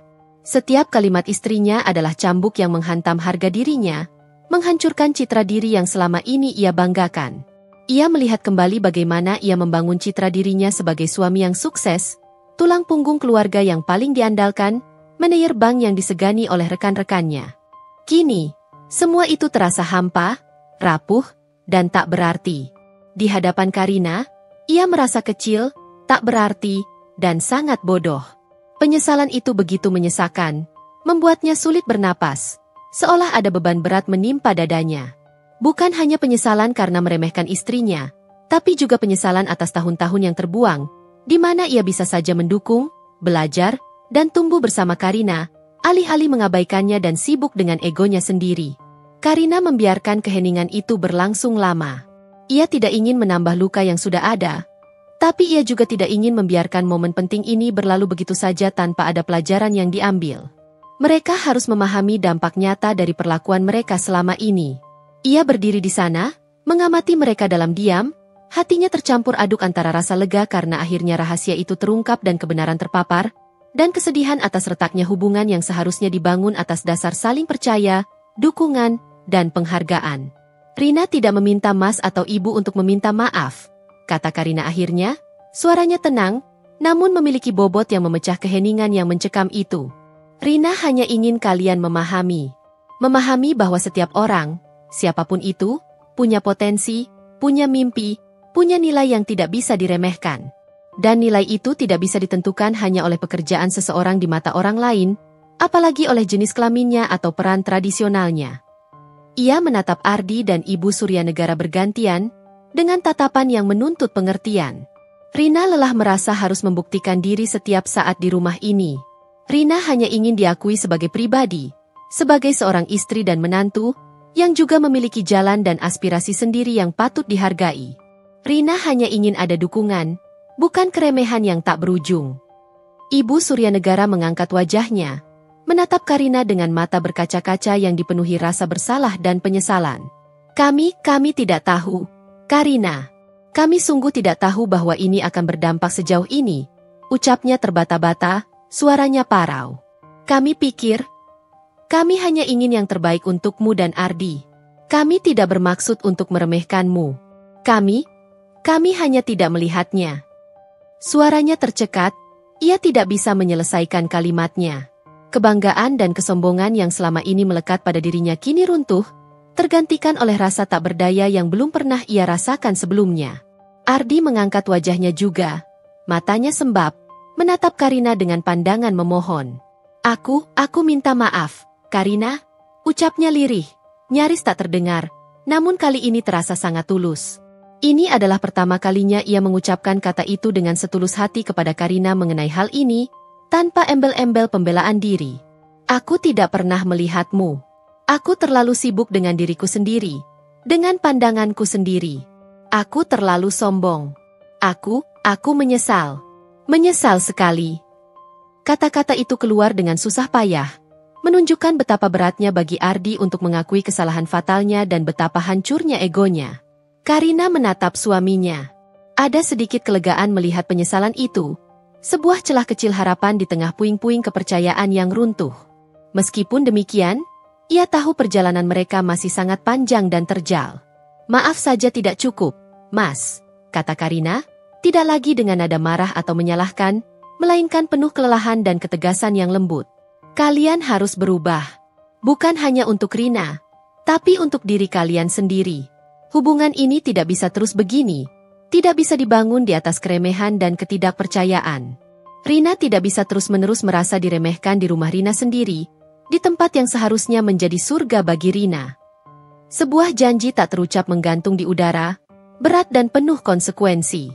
Baik Ardi maupun Ibu Suryanegara tahu, ini bukan akhir dari konflik, melainkan awal dari babak baru yang jauh lebih menantang. Babak di mana mereka harus belajar untuk menghargai, mengakui, dan menerima Karina apa adanya, dengan segala potensi, kesuksesan, dan kemandiriannya. Dan Karina, ia harus memutuskan apakah ia masih bisa dan mau membangun kembali jembatan kepercayaan yang telah lama runtuh, apakah rumah ini masih bisa menjadi tempat yang aman baginya. Hari-hari setelah pembukaan showroom yang megah dan konfrontasi sengit di rumah terasa sangat canggung, diselimuti oleh suasana yang tegang namun berbeda. Jika sebelumnya ketegangan itu diisi dengan amarah dan ketidakpercayaan, kini ada hening yang syarat dengan kesadaran baru dan penyesalan. Sebuah perubahan kecil, nyaris tak terlihat, mulai terasa. Perubahan yang perlahan mengikis es tebal yang selama ini membekukan hubungan mereka. Ardi, yang biasanya kaku dan angkuh, mulai menunjukkan perhatian yang berbeda. Tidak ada lagi nada ejekan tentang cerita cinta-cintaan atau profesi penulis Karina. Ia tidak lagi acuh tak acuh ketika Karina membahas pekerjaannya atau menerima telepon bisnis. Bahkan, beberapa kali ia terlihat mencoba membaca sekilas artikel-artikel investasi atau berita bisnis yang muncul di surat kabar, seolah ingin memahami dunia yang selama ini ia abaikan dan remehkan. Suatu pagi, saat Karina sedang sarapan dengan tenang, Ardi duduk di sampingnya, bukan dengan ponsel di tangan seperti biasa, melainkan sebuah koran bisnis yang terlipat rapi. Rin, panggilnya pelan, suaranya sedikit parau dan penuh kecanggungan.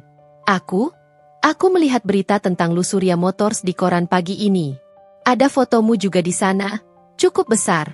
Mereka menyebutmu pengusaha muda yang visioner dan investor brilian. Ada sedikit nada bangga yang terselip dalam suaranya, meski masih dibalut kecanggungan dan sedikit rasa malu. Aku tidak menyangka akan sebesar itu, Rin. Proyek ini benar-benar besar. Karina hanya mengangguk pelan, tanpa membalas dengan kalimat panjang. Ia tahu Ardi sedang berusaha, sedang mencoba menjangkau, dan ia menghargai usaha kecil namun signifikan ini.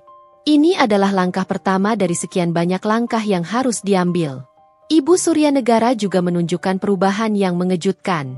Ia tidak lagi mendesak Karina untuk beres-beres rumah, atau mengeluh soal pekerjaan Karina yang dianggap buang-buang waktu. Bahkan, sesekali ia justru menghampiri Karina dan bertanya tentang perkembangan showroom atau tentang rapat-rapat penting yang Karina hadiri. Ia mulai mendengarkan, meskipun masih dengan sedikit kerutan di dahi, mencoba mencerna informasi yang baginya adalah dunia yang sama sekali baru dan asing. Suatu siang, ia bahkan menghampiri Karina yang sedang di depan laptopnya, memeriksa email bisnis. "Karina," panggil Ibu Suryanegara lembut. Suaranya kini terdengar lebih ramah dan penuh rasa ingin tahu yang tulus. "Tadi Ibu melihat program berita di televisi. Pembawa acara menyebut namamu lagi. Mereka bilang Lusurya Motors akan segera membuka cabang di kota lain yang lebih besar. Itu benarkah?" Nada suaranya penuh rasa ingin tahu, bukan lagi kecurigaan atau nada menuduh. Karina tersenyum tipis, menatap mertuanya. "Iya, Bu. Masih dalam tahap perencanaan dan studi kelayakan, tapi memang ada potensi besar untuk ekspansi ke sana. Doakan saja lancar." Ibu Suryanegara mengangguk-angguk, matanya memancarkan kekaguman yang tersembunyi. Dulu Ibu pikir, pekerjaan penulis lepas itu tidak menghasilkan apa-apa. Ibu kira kamu hanya menghabiskan waktu saja dengan hayalanmu. Ibu kira kamu hanya bisa menulis cerita cinta-cintaan. Ternyata Ibu salah besar, Rin. Salah sekali. Ada nada penyesalan yang tulus dan sedikit getir dalam kalimatnya, mengakui kekeliruannya selama bertahun-tahun. "Maafkan Ibu ya, Rin.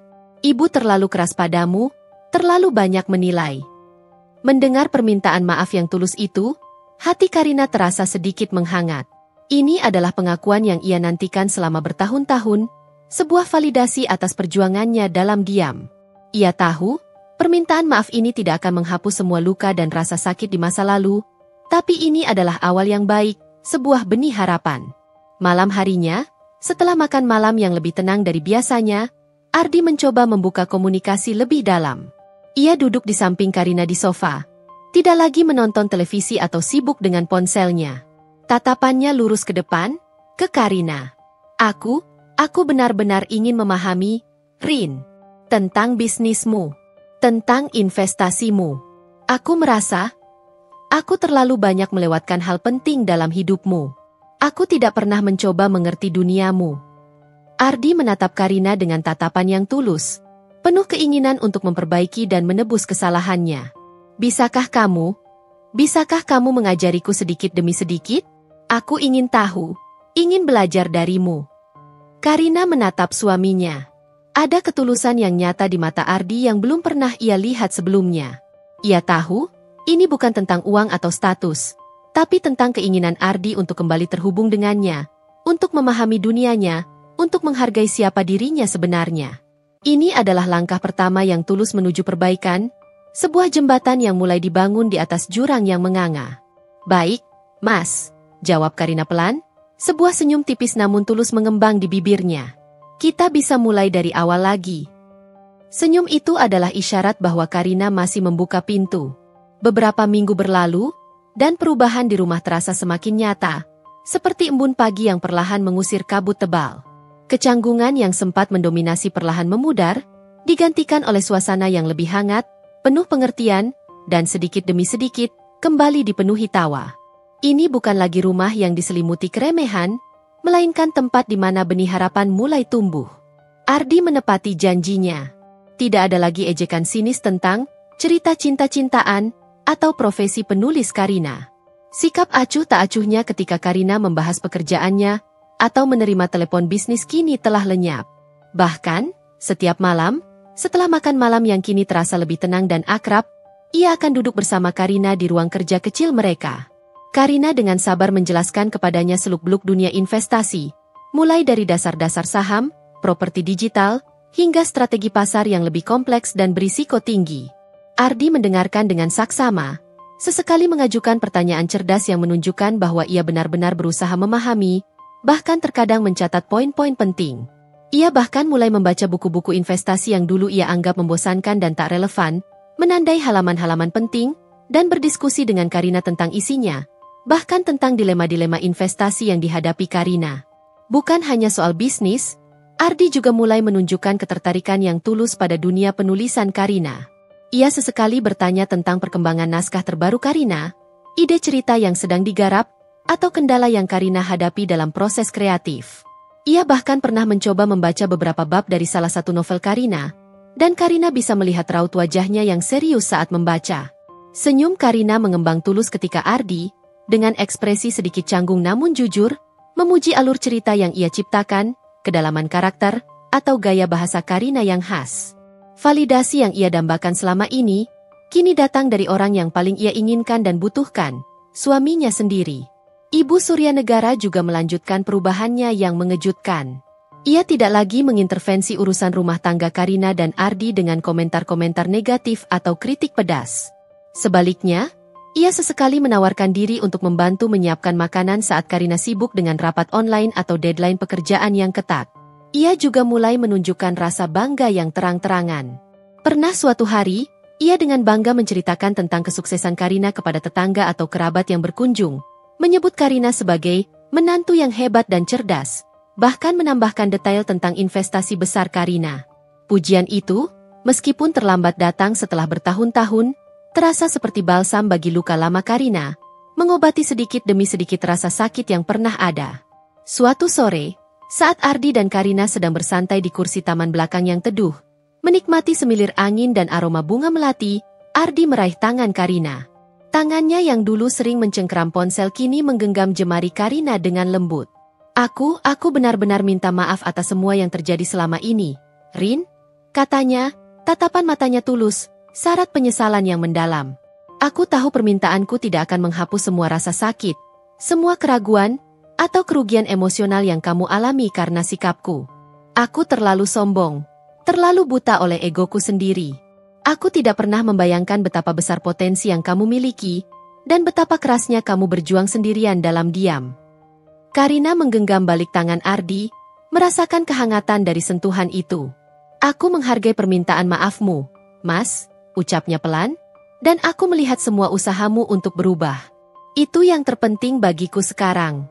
Bukan masa lalu, tapi bagaimana kita bergerak ke depan. Bisakah kita mulai lagi dari nol, Rin? Tanya Ardi, suaranya penuh harapan, sedikit bergetar. Membangun semuanya dari awal, dengan fondasi yang lebih kuat, dengan saling percaya, menghargai, dan mendukung satu sama lain. Aku ingin menjadi suami yang lebih baik untukmu, yang bisa menjadi partnermu dalam segala hal. Karina menatap wajah suaminya lekat-lekat. Ia melihat penyesalan tulus di sana, dan lebih penting lagi, keinginan kuat untuk memperbaiki, sebuah tekad nyata. Perjalanan mereka masih panjang, dan luka-luka lama mungkin tidak akan pernah benar-benar hilang sepenuhnya. Namun, benih harapan telah tertanam, dan mereka kini memiliki kesempatan untuk memupuknya.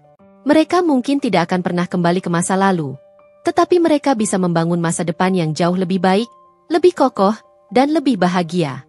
Kita akan mencobanya, Mas, jawab Karina, sebuah senyum tipis namun tulus dan penuh makna mengembang di bibirnya. Itu adalah senyum harapan untuk masa depan, senyum pengampunan atas masa lalu, dan senyum untuk awal yang baru. Hubungan mereka mungkin tidak akan pernah sama seperti sebelumnya, namun kini ada fondasi baru yang jauh lebih kuat, dibangun di atas rasa hormat, pengertian, dan pengakuan atas nilai diri masing-masing, sebuah fondasi yang siap menopang perjalanan mereka berdua. Waktu terus berjalan, membawa perubahan yang signifikan dan mendalam dalam dinamika rumah tangga Ardi dan Karina. Bulan-bulan berikutnya menjadi masa pembuktian yang krusial, bukan hanya bagi Ardi dan Ibu Suryanegara untuk menunjukkan perubahan yang tulus, tetapi juga bagi Karina untuk melihat apakah perubahan itu benar-benar murni dan berkelanjutan, bukan hanya sesaat. Keraguan perlahan terkikis oleh konsistensi. Ardi tak lagi menjadi sosok yang egois, acuh tak acuh, atau meremehkan. Ia benar-benar membenamkan diri dalam dunia Karina, seolah ingin mengejar waktu yang telah terbuang. Diskusi malam mereka tentang investasi tak hanya berfokus pada teori atau berita umum, tetapi juga pada praktik nyata. Ardi mulai mempelajari pasar saham secara mandiri, membaca laporan keuangan, mengikuti berita ekonomi secara lebih serius, dan bahkan meminta Karina untuk merekomendasikan buku-buku investasi yang lebih mendalam, yang dulu ia sebut membosankan. Karina dengan sabar membimbingnya, menjelaskan risiko dan potensi, serta strategi yang telah ia pelajari dari jatuh bangun pengalamannya sendiri. Ardi bahkan mulai berinvestasi dalam skala kecil di bawah bimbingan Karina, merasakan langsung naik turunnya pasar, dan belajar dari setiap keputusan, baik yang berhasil maupun yang meleset. Proses ini bukan hanya meningkatkan pengetahuannya tentang finansial, tetapi juga menumbuhkan rasa hormat yang mendalam pada kecerdasan, ketajaman bisnis, dan insting Karina yang luar biasa. Ia menyadari, istrinya adalah seorang guru yang hebat. Di sisi lain, Ibu Surya Negara juga menunjukkan konsistensi dalam perubahannya. Ia tidak hanya berhenti meremehkan atau mengkritik, tetapi mulai menunjukkan dukungan aktif yang mengejutkan. Ia seringkali menjadi agen promosi tidak resmi bagi Surya Motors di lingkungan sosialnya, menceritakan kehebatan Karina kepada teman-teman arisan atau kerabat dengan nada bangga yang tulus. Ia bahkan sering mengingatkan Ardi untuk tidak terlalu lelah dan mendukung Karina sepenuhnya, menunjukkan perhatian yang dulu tak ada. Suatu kali, saat Karina harus terbang keluar kota untuk rapat penting terkait ekspansi Surya Motors, Ibu Surya Negara dengan sigap membantu mengurus segala keperluan rumah tangga, menyiapkan bekal perjalanan Karina, dan bahkan menemani Karina ke bandara dengan senyum bangga. Gestur-gestur kecil ini, yang dulu tak pernah terpikirkan apalagi dilakukan, kini menjadi bukti nyata perubahan hatinya, menunjukkan bahwa ia benar-benar melihat dan menghargai Karina. Hubungan Karina dan Ardi pun semakin erat dan mendalam. Mereka mulai menghabiskan waktu berkualitas bersama, bukan hanya di rumah dengan topik bisnis, tetapi juga di luar. Mereka pergi berlibur singkat ke Bali, menikmati makan malam romantis di restoran baru, dan lebih banyak bercerita tentang hari-hari mereka, impian, ketakutan, dan bahkan kerentanan masing-masing. Komunikasi menjadi kunci utama yang membuka banyak pintu. Ardi belajar untuk mendengarkan tanpa menghakimi, memberikan ruang bagi Karina untuk berekspresi sepenuhnya. Dan Karina, ia belajar untuk membuka diri sepenuhnya, tanpa rasa takut diremehkan atau disalahpahami lagi. Tembok tinggi yang dulu dibangun oleh ketidakpedulian Ardi dan prasangka Ibu Surya Negara kini perlahan roboh, lapis demi lapis, digantikan oleh jembatan kepercayaan yang kokoh, dibangun di atas fondasi pengertian dan rasa hormat. Suatu malam yang tenang, saat mereka berdua duduk di balkon apartemen mereka, menikmati secangkir teh hangat dan pemandangan kota di bawah cahaya rembulan, Ardi meraih tangan Karina erat. "Aku bersyukur kamu tidak menyerah padaku, Rin," bisiknya, suaranya tulus dan syarat emosi. "Aku tahu aku sangat bodoh dan egois dulu. Aku melewatkan begitu banyak hal berharga tentangmu. Terima kasih sudah memberiku kesempatan kedua untuk melihat siapa dirimu sebenarnya, dan untuk membangun ini semua lagi bersamamu." Karina tersenyum, menatap bintang-bintang di langit yang bertaburan. "Kita belajar, Mas," jawabnya pelan. "Kita sama-sama belajar dari semua ini. Dan yang terpenting, kita berdua mau memperbaiki. Itu yang membuat ini semua mungkin." Meskipun bekas luka dari masa lalu mungkin tidak akan pernah sepenuhnya hilang atau terlupakan, mereka kini berjalan di jalan yang baru, sebuah jalan yang dibangun di atas fondasi yang jauh lebih kuat, saling menghargai, saling mendukung, dan saling memahami. Karina telah menemukan pengakuan yang ia cari selama ini, bukan hanya dari dunia luar yang memuji kesuksesannya, tetapi yang terpenting, dari rumahnya sendiri, dari suami dan mertua yang akhirnya melihat dan menghargai dirinya. Ia akhirnya memiliki kemenangan terselubung yang ia dambakan. Sebuah kemenangan yang bukan hanya diukur dari angka di rekening bank atau label investor utama, tetapi dari kebahagiaan, kedamaian, dan keutuhan hubungan di hatinya. Mereka berdua, bersama-sama, siap menghadapi babak baru kehidupan mereka. Tahun berikutnya membawa lebih dari sekadar perubahan. Ia membawa transformasi menyeluruh dalam setiap aspek kehidupan Karina dan Ardi. Hubungan mereka berkembang menjadi kemitraan sejati yang solid, bukan hanya dalam ranah pribadi yang intim tetapi juga profesional yang ambisius. Ardi, yang kini jauh lebih berpengetahuan dan matang tentang investasi serta dunia bisnis, seringkali menjadi sounding board terpercaya bagi ide-ide bisnis ambisius Karina. Ia bahkan mulai menggunakan kemampuannya dalam analisis keuangan dari pekerjaannya di bank untuk membantu Karina mengevaluasi potensi proyek baru, menimbang risiko dan keuntungan dengan lebih cermat. Karina, di sisi lain, menemukan kekuatan baru dalam dukungan suaminya. Ia tidak lagi merasa sendirian dalam menghadapi tantangan bisnis yang semakin besar, melainkan memiliki seorang partner yang bisa ia andalkan sepenuhnya. Proyek Surya Motors tumbuh pesat di bawah kepemimpinan visioner Karina dan timnya. Cabang baru berhasil dibuka di kota-kota besar lainnya di Indonesia, seperti Surabaya dan Medan, mengukuhkan posisi Karina sebagai tokoh berpengaruh dan disegani di industri otomotif premium tanah air. Namanya mulai dikenal luas, tidak hanya sebagai istri Ardi yang pendiam, tetapi sebagai Karina Surya Negara, seorang investor dan pebisnis ulung yang patut diperhitungkan. Ia sering diundang sebagai pembicara utama di seminar-seminar kewirausahaan wanita dan forum bisnis nasional, menginspirasi banyak orang dengan kisahnya tentang keberanian, ketekunan, dan bagaimana ia mengubah keremehan menjadi kekuatan. Ibu Surya Negara, yang dulu adalah sumber utama keremehan dan kritik, kini menjadi penggemar terbesar Karina. Perubahan ini paling mencolok dan tulus. Ia tak pernah melewatkan kesempatan untuk membanggakan Karina kepada siapapun, dari tetangga arisan hingga kerabat jauh di acara keluarga. "Menantu saya itu loh, sekarang sudah punya showroom mobil mewah di mana-mana," ujarnya bangga.